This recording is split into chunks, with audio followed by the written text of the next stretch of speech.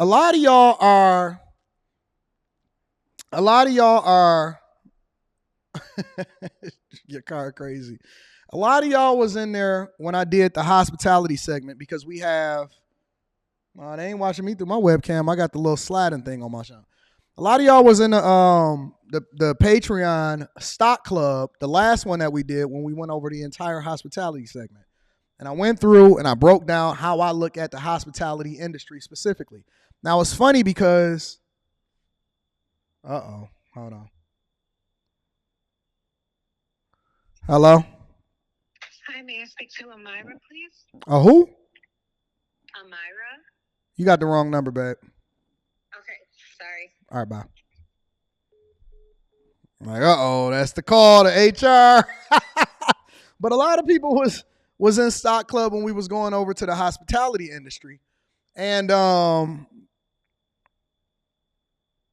I was telling y'all and I was breaking down why I did and didn't like certain things. Now, I'm not going to go over the things that I was talking about on the Patreon because that's specifically for bag chasers. And it's too much game and it's too much money in order for us to just be giving out free games. So then we're not going to do that.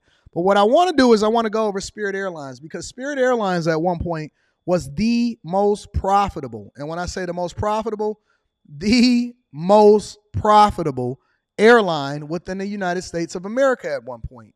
But now their stock is down and they're trending towards bankruptcy. Make sure you hit a like for the algorithm, subscribe to the channel, and turn on your notifications. Hold on, let me get myself up here real quick. Let's kick it, y'all. Final segment of the show. Spirit Airlines isn't wasting any time. Spirit Airlines also wasn't wasting money when it IPO'd in 2011. It was the most profitable airline in the U.S., earning 40% more per plane than any other carrier. In the following years, its stock soared, with flights 30% cheaper than competitors. But after engine troubles, plane delivery delays, and 2 failed mergers, Spirit Airlines shares have taken a nosedive. And now, after reporting narrower losses for the last quarter, its future is up in the air. So, what went wrong? $1 for water, $1 for animal crackers. Spirit Airlines charged for basically everything, allowing it to sell tickets at rock-bottom prices. The only complimentary item on the plane? Ice. Spirit bet there were a lot of customers that regular airlines were kind of leaving on the table because they just can't afford the cost of a ticket. They didn't give us any peanuts or anything, but it's okay. And even at those low prices, Spirit bet it can make a lot of money. From 2008 through 2012, Spirit earned $289 million, with just 40 planes at most in operation. Only 2 U.S. airlines earned more in the period, Southwest and Alaska Air, which both had far more planes. And 3 years after going public, Spirit was the most profitable, fastest-growing U.S. airline. Stock prices hit an all-time high. But as profits were reaching new heights, cracks in its business were starting to show. How many people know one of the number one reasons and one of the biggest reasons why most companies wind up going out of business? One of the number one reasons why most companies fail eventually is debt. Because most companies wind up taking on debt in order to grow the company. So when you're a privately owned company, in most instances, especially ones that's not backed by venture capitalists that's hoping that you go public or IPO, an initial public offering, which basically makes you a publicly traded company, often at times you grow organically. You don't necessarily take on debt in order to expand a company unless you can actually justify it from a business perspective, right? So if I can wind up expanding profits and accelerate profits in order to get rid of the debt, in order to grow the business, then ultimately that's a good bet. That's why I tell people, hey, don't necessarily take out a business loan in order to start your business unless you're guaranteed or you're sure or you've already vetted out the concept, because all you're doing is you're going to mess up the money, right? And most times, a lot of people don't take into consideration, because we look at revenue, but we don't ultimately look at net. We don't look at margins. We don't look at profit. The margin is the difference between, I don't want to keep going into this because I'm a deep dive too hard. My point is that debt is one of the biggest killers of wealth, and most companies take on some form of debt, especially when you find yourself in a pandemic or a recession or something like that, or when they have to stop the planes because operations still continue, paychecks are still going up, it's still difficult for you to manage those operational costs while at the same time not taking in any revenue and not any profit. So if you have low margins, the minute that something bad happens and you have to take on more debt, it then basically cripples your company, okay? In 2011, Spirit was also the airline with the most complaints. From a customer perspective, like it didn't necessarily have the best reputation. And at the time, their CEO was kind of like, and no one goes into McDonald's and is surprised they don't see filet mignon on the menu, right? Even still, Spirit execs said they were optimistic. The company had pioneered a new airline business model in the U.S., and for the first 5 years, it had been successful. Did y'all hear that?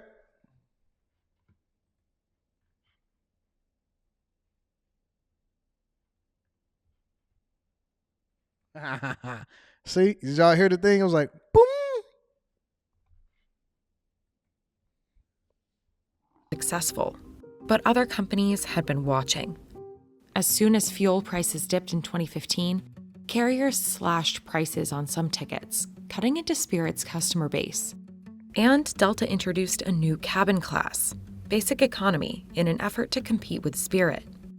People started to get very nervous, like how could Spirit survive? Given the choice between a Basic Economy ticket on American, Delta, or United, or a Spirit ticket, why would you still choose Spirit?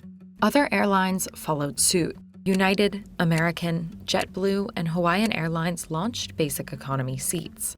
Ticket prices fell across the U.S. Stock prices tumbled. For Spirit, something had to change. So in 2016, the company replaced longtime CEO Ben Baldanza with industry vet Robert Fornaro. The old CEO was kind of really aggressive about touting the ultra low cost discount model. See you, Ray. He was famous for like funny ads and, he would get in the overhead bin. Had we not implemented this, there's no telling what people would try to put in an overhead bin. To sort of, sell the idea that Spirit was going to charge you for the overhead bin. So I think they wanted to kind of soften their image and go in a new direction. Fornaro set out to address the growing number of customer complaints, reorienting the company toward customer service by lowering fees and delays. He pulled Spirit out of its free fall, but before the company could rebuild, the breaking news: stay at home as the coronavirus pandemic spreads. The airline industry taking a devastating hit. Major airlines preparing to voluntarily shut down. Coming out. The number one thing that I hate, and the reason why I personally will never ever, and y'all need to really go and look at that second stock club that we did, and then we got a third one that's coming up this weekend. The number one reason why I hate investing in a stock hospitality industry actually is two reasons. The number one reason is that the margins are too low, but the biggest reason is that the long-term prospects of it is temporary, even if the company is doing well, because eventually you're gonna go through a downturn. Because the minute that something happens, whether it's a recession or the pandemic or a downturn in the economy or inflation is up too high or people are having too many costs, the first thing that they cut out is what? Leisure, travel, anything related to airlines and airplanes. People will even drive and go on a road trip in order to cut costs. And so it's a very difficult thing. It's an unstable industry. And it is a very difficult industry, whether you in Spirit or anything. If you start looking at the numbers, and again, this is why I tell y'all to join Stock Club. If you start looking at the numbers, it is too volatile. You absolutely right, your car. It is too volatile. And so even if they were doing incredibly well compared to their peers, eventually the peers are going to catch up. They're going to adjust. There's going to be more competition. And then the minute that something happens within the industry, you're going to have to take on more debt in order to survive. And that's going to absolutely kill your business because it kills your margins. Out of the pandemic, people were not really traveling for business in the same way they had before. And the bigger airlines started going after people going on vacation, flying for leisure. And those had always kind of been Spirit's best customers. So no one was surprised when 2 years later, Frontier, another budget airline, announced a $2.9 billion cash and stock deal to buy Spirit. The deal was announced and everything kind of seemed to be going along. And then kind of out of nowhere, in April, JetBlue swoops in with its own offer for Spirit. That offer came in 2022. All cash, $3.6 billion. Shares rose 22%. JetBlue's offer was I not would've solicited, sold immediately. And Spirit was really resistant to it.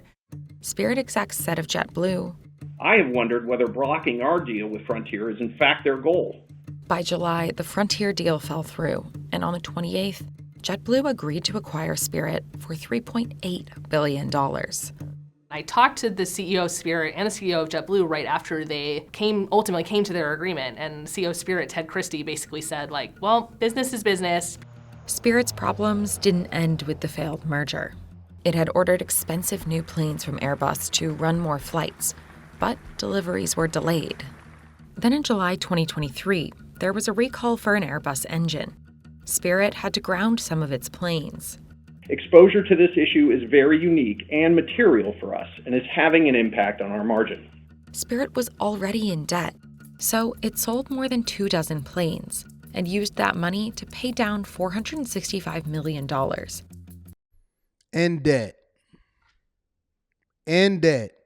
So it had to sell assets just to meet expectations from debt that ultimately is killing its business and is probably going to drive the company into bankruptcy. I anticipate personally, if Spirit don't get bought out, I anticipate personally that one of these airlines are going to be filing for bankruptcy within the next 5 years. According to my research and according to the numbers that we run inside of the Patreon, inside of the Bag Chasers, inside of the Stock Club, I anticipate Spirit probably being the one that's at the forefront of filing bankruptcy within the next 5 years if it's not another airline before it. But even if you see Spirit or one of these airlines, you're probably going to see a domino effect and it'll be more than one that file for bankruptcy. But absolutely, I believe that Spirit is going to go into bankruptcy. As a matter of fact, I even considered shorting a stock.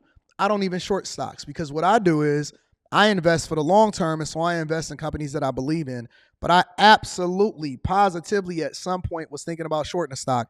Now I'm outside of it because, it's already down over 60%. The stock price is down on more than 60%.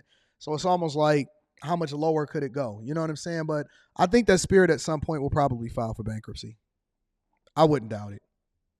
What is the share price? Let me see something.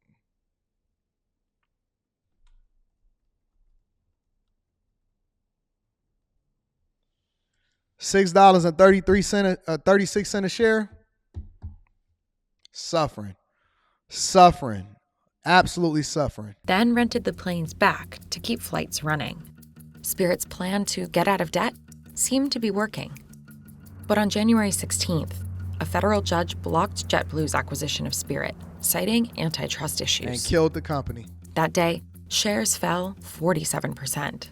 Crazy. Even though Spirit is a really small player, the Justice Department felt that it plays a really important role. It serves people who maybe wouldn't have access to travel otherwise, who just couldn't afford to travel on another airline. As of January, the company has roughly $1.1 billion in debt, due in September 2025.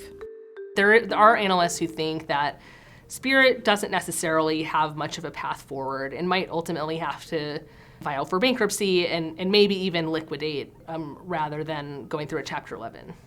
But for now, Spirit's share price is suffering.